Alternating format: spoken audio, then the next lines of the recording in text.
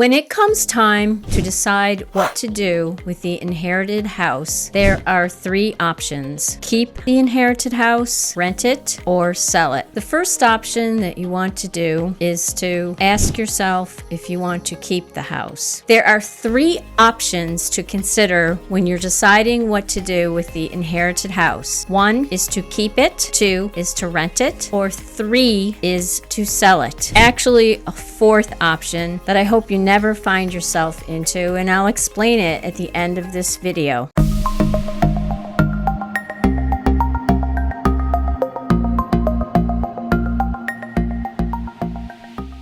The will may specify what needs to be done with the inherited house, and it's an easier choice to comply with what the will says. At other times, the will states the executor or the trustee has full authority to do as they see fit. In the case of no will, the disposition of the house is determined by the state probate codes. I'll put a link to the state probate codes in the description below. Since the house is split between everyone that's involved, everyone should come to a consensus on what needs to be done, what they would like to do with the house. And it's smart to jot down what everyone wants to do, so at least you have something more concrete than just words. The first question that you always want to ask yourself and your family is, does anybody want to keep the house? Is interest in keeping the house? And it's always best to keep real estate. Real estate always historically it always goes up in value, and it's always a good investment. So that's actually the first question that you want to ask yourself. Hi, my name is Nancy Adinolfi. I'm a realtor here in Sacramento County. I serve personal representatives and trustees with the real estate portion of an estates that are either going through probate or that are in trusts. I serve all areas of Sacramento County, including Sacramento, Elk Grove, Citrus Heights, Folsom, Rancho Cordova, and all other towns in Sacramento County. I also serve Yolo County, El Dorado County, and Placer counties. If your family has decided to keep inherited house, you want to ask yourself if it's better to assume the existing mortgage or to take out a new loan. Assuming the existing mortgage allows you to retain ownership without having to secure a new loan, and there's an act that was created to help heirs assume mortgages, and it's called the Garn-St. Germain Depository Institution Act. Really long word, and I'll put a link to this act below in the description below. And I also have another video on assuming existing mortgages for heirs. The second option, as I mentioned, is to rent the house. This is also a good option, but it's like going into business with your family. Before you make this decision, it's best if everyone agrees what's needed to rent the house and how the responsibilities will be divided. For keeping the house or renting the house for many years, there may be capital gains tax. This is due to the cost and stepped up basis. The cost is simply the original price of the house. The basis of inherited properties is the fair market value of the property at the time of death of the homeowner. IRS Code 1014 shows the cost basis to be raised or stepped up to the market value of the property as of the date of the homeowner's passing. I'll put a link below to this IRS code. So let's pull some numbers out of the air to explain capital gains taxes of inherited houses. The references I also have linked below in the description. Let's say mom and dad bought the house 40 years ago for $100,000. When either one of, when they both pass, let's say the fair market value is $600,000. The basis of the inherited property is then $600,000. According to the Tax Foundation, the capital gain amount is zero if the house is sold in the immediate time frame, and if it sells for $600,000 there, and due to the stepped-up basis, there are no capital gain taxes. However, we're talking about keeping the house, so say you keep the house for 10 years. The original cost remains the same that mom and dad paid for the house 40 years ago. It remains the same time at $100,000. The basis of the inherited property remains the same, the fair market value of $600,000 at the time of the passing of mom or dad. In 10 years, let's say you keep the house for 10 years and it sells for $1 million. The capital gains tax would be the difference between the sold price and the market value at the time of death. In this scenario, I just pulled these numbers out of the air. It's $1 million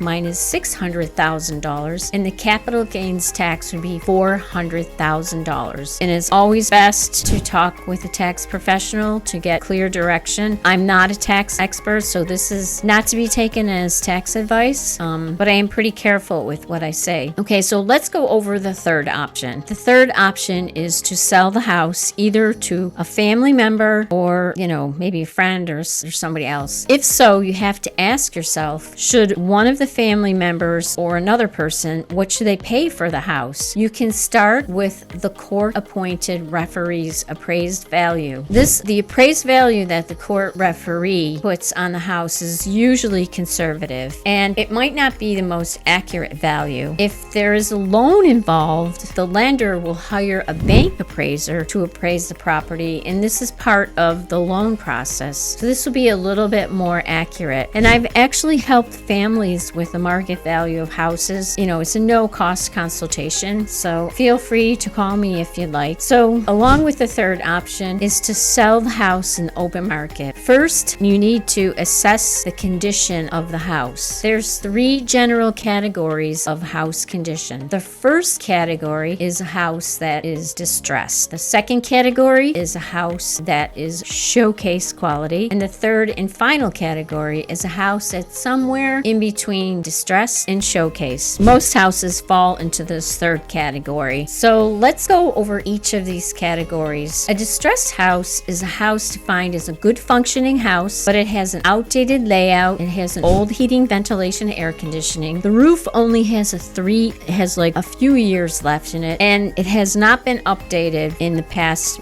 for more than 15 years. There's been no updates. So it needs a lot of work to bring it up to date. And for a distressed house, it's best not to put any money into it as far as cosmetics are concerned. Do not paint it. Do not replace the carpets. It needs other higher priority items to bring it up to date. So the best advice that I can give you if you want to sell a distressed house as is to expose it to as many potential buyers as possible. When you expose it to many buyers, including owner-occupied buyers and investors, it will actually help you in the long run. I've seen personal representatives and trustees talk to for some odd reason, they just talk to one investor, they agree upon a price, and they're just happy with that. But it's best to take your time with it and expose it to many buyers. So let's go over the second category of house. The second category is a showcase house. This is a house that's been completely updated, and the decision that you have to make here is an easy one. The decision is what would be the right price to list this house for. And the third category is the one whereby houses are somewhere in between distress and showcase. This is a house with at least 10 years of life left on the roof, and the heating, ventilation, air conditioning system has at least 10 years left on it, and it's been upgraded. The interior has been upgraded within the past 10 to 15 years. For this category of house, you should really sit down and discuss a marketing solution for your needs and ask yourself, is it more important to you to sell it as is quickly or to sell it for the highest price? Usually when I ask families what they want, they say, I want both of them. But you really have to keep in mind that to do upgrades, it'll take at least 6 weeks, and it can take several months, and I've seen personal representatives take years to do the upgrades. So anyway, in the beginning of this video, I mentioned that there is a fourth option, and this fourth option is when there's no equity in the home. This is when the debts that are due on the house are greater than the fair market value of the house, and it's most commonly in reverse mortgage situations. Please call me right away because it might be something that you have to work on very quickly, because sometimes banks with a reverse mortgage, they want immediate payment, and it's always best to, speak with several different real estate attorneys. And I also have a handout to help you make the best decision that's right for your family. Please leave a comment or contact me if you would like a handout that shows an easy flow chart that you can kind of follow. Sometimes it helps to see something like this in writing so that, you can decide exactly what you would like to do.